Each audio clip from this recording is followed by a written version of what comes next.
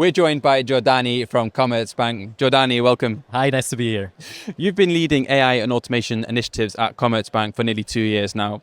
How do you establish a strategic vision for an AI transformation, and how do you ensure it delivers measurable business impact? So over the years, we came up with a three-pillar strategy at Commerzbank.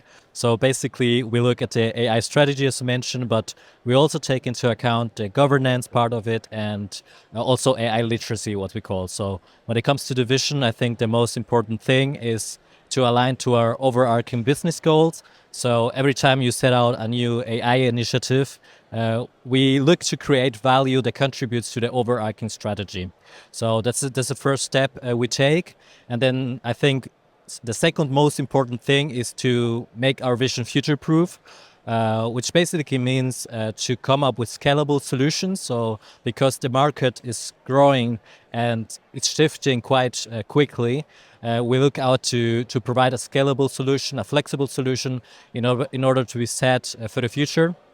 And also we look out to build trustworthy AI solutions. So the part of AI governance is something we look out to from the beginning. Yeah, and with so many AI applications in the customer experience, customer operations space, how do you prioritize which to implement first in the context of balancing business value and the customer experience? So this is a twofold answer. So we have a strategic program which prioritizes the use cases based on the business outcome. So we set milestones that you want to reach in the project, and these are aligned to the business goals that we set out as an overarching strategy, as I just mentioned. And the second part would be what I do to come up with a strategy to prioritize my own ideas and visions and use cases.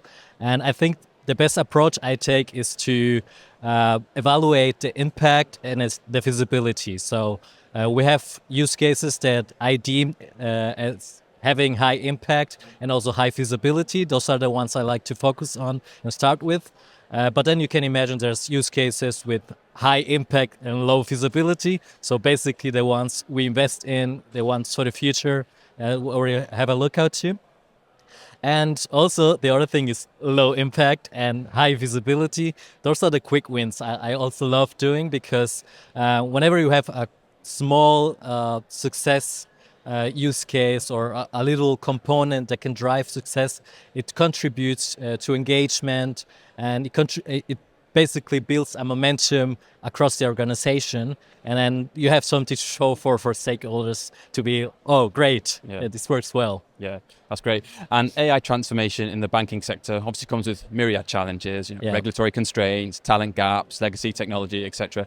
What have been the biggest roadblocks for you? Basically, I think the same roadblocks everyone's encountering right now. So every key area, business areas.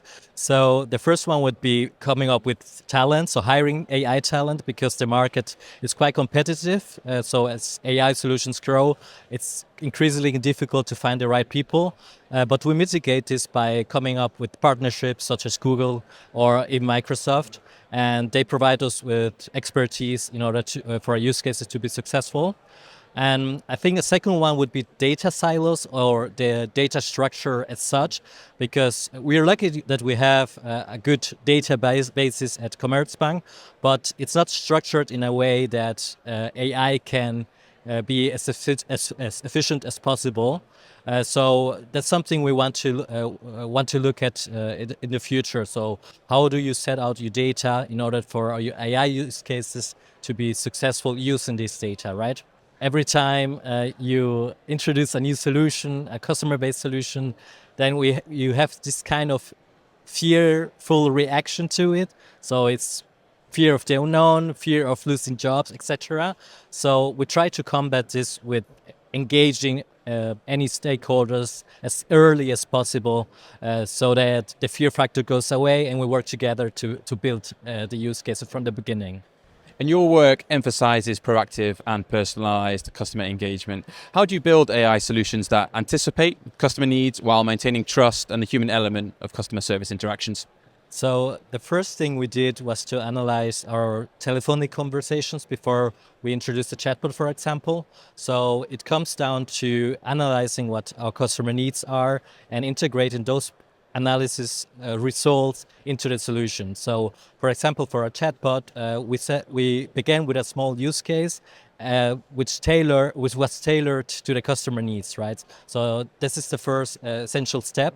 And in order to build trust, we constantly ask our customers to give feedback on whether the answer was helpful at all. And if the answer is not helpful, then we escalate to human contact. And this creates a good relationship with the automotive solutions, because the customer has an inquiry and we always provide a solution, whether it is automotive with AI or as human contact.